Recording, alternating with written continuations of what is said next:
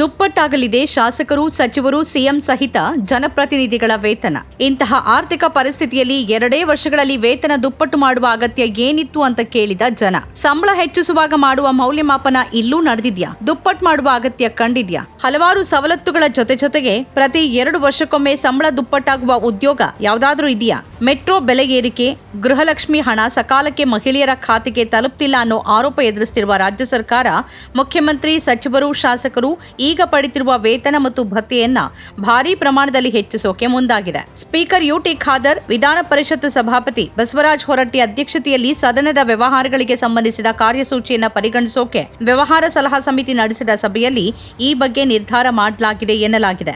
ಸಭೆಯಲ್ಲಿ ಮುಖ್ಯಮಂತ್ರಿ ಸಿದ್ದರಾಮಯ್ಯ, ಉಪಮುಖ್ಯಮಂತ್ರಿ ಡಿಕೆ ಶಿವಕುಮಾರ್, ವಿರೋಧ ಪಕ್ಷದ ನಾಯಕರು ಸಭೆಯಲ್ಲಿ ಪಾಲ್ಗೊಂಡಿದ್ರು. ಶಾಸಕರ ವೇತನ 40,000ದಿಂದ 80,000ಕ್ಕೆ ಹೆಚ್ಚಳ, ಸಚಿವರ ವೇತನ 60,000ದಿಂದ 1.25 ಲಕ್ಷಕ್ಕೆ ಹೆಚ್ಚಳ, ವಿಧಾನಸಭಾಧ್ಯಕ್ಷ, ವಿಧಾನ ಪರಿಷತ್ ಸಭಾಪತಿ ವೇತನ 75,000ದಿಂದ 1.25 ಲಕ್ಷಕ್ಕೆ ಹೆಚ್ಚಳ, ಮುಖ್ಯಮಂತ್ರಿಗಳ ವೇತನ 75,000ದಿಂದ 1.5 ಲಕ್ಷಕ್ಕೆ ಹೆಚ್ಚಿಸೋಕೆ ರಾಜ್ಯ ಸರ್ಕಾರ ನಿರ್ಧರಿಸಿದೆ. ಆ ಮೂಲಕ ಸಿಎಂ, ಸಚಿವರು, ಶಾಸಕರ ವೇತನ ಈಗಿರುವ ವೇತನಕ್ಕಿಂತ ಡಬಲ್ ಆಗಲಿದೆ.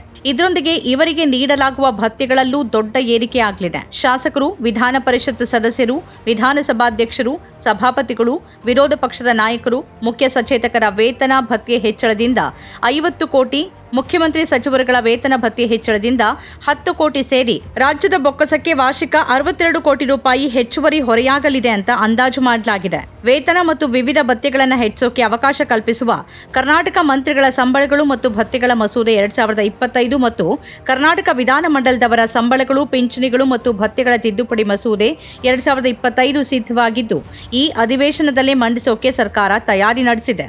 ಈ 2 ತಿದ್ದುಪಡಿಗಳಿಗೆ ಮುಖ್ಯಮಂತ್ರಿ ಸಿದ್ದರಾಮಯ್ಯ ಅನುಮೋದನೆ ನೀಡಿದ್ದಾರೆ. 2 ಪ್ರತ್ಯೇಕ ಮಸೂದೆಗಳಲ್ಲಿ ಆರ್ಥಿಕ ವಿಚಾರಗಳಿಗೆ ಸಂಬಂಧಿಸಿದ ಶಿಫಾರಸು ಇರೋದ್ರಿಂದ ವಿಧಾನಮಂಡಲದಲ್ಲಿ ಮಂಡಿಸುವ ಮೊದಲು ರಾಜ್ಯಪಾಲರಿಂದ ಒಪ್ಪಿಗೆ ಪಡಿಬೇಕಿದೆ. ಹೀಗಾಗಿ ರಾಜ್ಯಪಾಲರ ಒಪ್ಪಿಗೆಗಾಗಿ ಕಡತ ಸಲ್ಲಿಸಲಾಗಿದೆ ಅಂತ ಸರ್ಕಾರದ ಉನ್ನತ ಮೂಲಗಳು ತಿಳಿಸಿವೆ. 2015ರಲ್ಲಿ ಶಾಸಕರ ವೇತನ ಮತ್ತು ಭತ್ಯೆಗಳ ಪರಿಷ್ಕರಿಸಿದ ಬಳಿಕ ಬಿಜೆಪಿ ಸರ್ಕಾರದ ಅವಧಿಯಲ್ಲಿ 2022ರಲ್ಲಿ ಮತ್ತೆ ಪರಿಷ್ಕರಿಸಲಾಗಿತ್ತು. ಅಂದು ಮಸೂದೆ ಮಂಡಿಸಿದ್ದ ಕಾನೂನು ಮತ್ತು ಸಂಸದೀಯ ಸಚಿವ ಜೆಸಿ ಮಾಧುಸ್ವಾಮಿ, ಬೆಲೆ ಸೂಚ್ಯಂಕದ ಆಧಾರದಲ್ಲಿ 2023 ಏಪ್ರಿಲ್ 1ರಿಂದ ಪ್ರತಿ 5 ವರ್ಷಕ್ಕೊಮ್ಮೆ ಸಂಬಳ ಹೆಚ್ಚಿಸುವ ಬಗ್ಗೆನೂ ಮಸೂದೆಯಲ್ಲೇ ಪ್ರಸ್ತಾಪಿಸಿದ್ರು. ಆದರೆ ಆ ಪರಿಷ್ಕರಣೆಯಾಗಿ 2 ವರ್ಷ ತುಂಬುವ ಮೊದಲೇ ಪರಿಷ್ಕರಣೆಗೆ ಶಾಸಕರ ವಲಯದಿಂದ ಬೇಡಿಕೆ ಬಂದಿತ್ತು. ಪ್ರಸಕ್ತ ಅಧಿವೇಶನದ ಮೊದಲ ದಿನ ನಡೆದಿದ್ದ ಕಲಾಪ ವ್ಯವಹಾರಗಳ ಸಮಿತಿ ಸಭೆಯಲ್ಲಿ ಈ ಬಗ್ಗೆ ಚರ್ಚೆಯೂ ಆಗಿತ್ತು ಅಂತ ಮೂಲಗಳು ಹೇಳಿವೆ.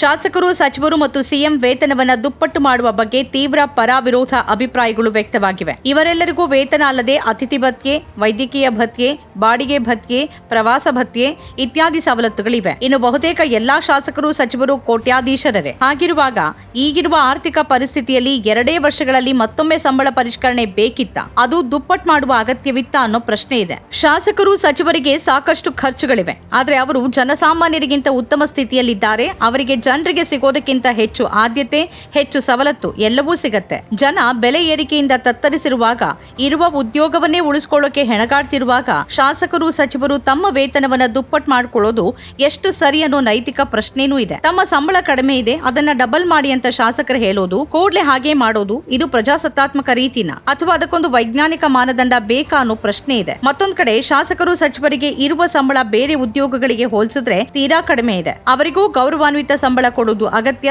ಇಲ್ದಿದ್ರೆ ನಿಮ್ಗ್ಯಾಕ್ ಸಂಬಳ, ನೀವು ಆದಾಯ ಬೇರೆ ಎಲ್ಲಿಂದಾದ್ರೂ ಮಾಡ್ಕೊಳ್ಳಿ ಅಂತ ಕೇಳಿದ ಹಾಗಾಗತ್ತೆ ಅನ್ನೋ ಅಭಿಪ್ರಾಯನೂ ಇದೆ. ನಮ್ಮ ಕಾರ್ಯಕ್ರಮಗಳನ್ನ ನೀವು ನೋಡ್ತಾ ಇದ್ರೆ ನಮ್ಮ ಚಾನೆಲ್ ಅನ್ನ ಸಬ್ಸ್ಕ್ರೈಬ್ ಮಾಡಿ, ಪಕ್ಕದ ಬೆಲ್ ಐಕಾನ್ ಒತ್ತಿ ನಮ್ಮನ್ನ ಬೆಂಬಲಿಸಿ. ಹಾಗೆ ನಮ್ಮ ಕಾರ್ಯಕ್ರಮಗಳನ್ನ ಲೈಕ್ ಮಾಡಿ, ಕಮೆಂಟ್ ಮಾಡಿ, ಅದನ್ನ ಬೇರೆಯವರಿಗೂ ವಾಟ್ಸ್ಆಪ್ ಮೂಲಕ ಶೇರ್ ಮಾಡಿ. ನೀವು ಹೀಗೆ ಮಾಡಿದಾಗ ನಮ್ಮ ಚಾನೆಲ್ ಇನ್ನಷ್ಟು ಮತ್ತಷ್ಟು ಜನರಿಗೆ ತಲುಪಲು ನೀವು ನಮ್ಮೊಂದಿಗೆ ಸಹಕರಿಸಿದ ಹಾಗಾಗುತ್ತೆ. ಇದು ನೀವು ಯಾವುದೇ ಖರ್ಚಿಲ್ಲದೆ ಕೆಲವೇ ಸೆಕೆಂಡುಗಳಲ್ಲಿ ನೀಡಬಹುದಾದ ಸಹಕಾರ. ಧನ್ಯವಾದಗಳು.